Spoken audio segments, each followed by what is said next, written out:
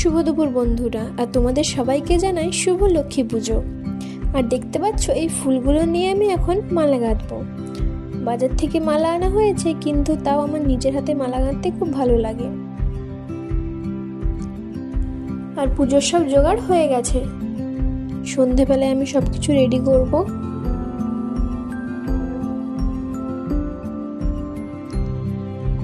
আর এখন আমার মালা গাঁথা কমপ্লিট হয়ে গেছে। আর তোমরা দেখে বলো মালাটা কেমন হয়েছে। আর তোমাদেরকে এখন দেখাবো আমি কেমন আলপনা দিয়েছিলাম।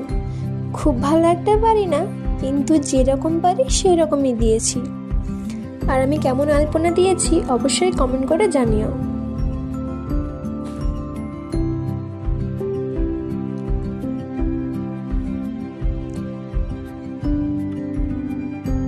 আর তোমরা এখন দেখে নাও আমার বাড়ির মা লক্ষ্মীকে।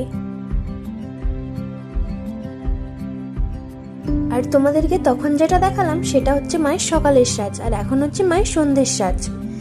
আমি তো ভালো পুজো করতে জানি না, যেরকম জানি মনের ভক্তিতে সেরকম ভাবেই পুজো করেছিলাম।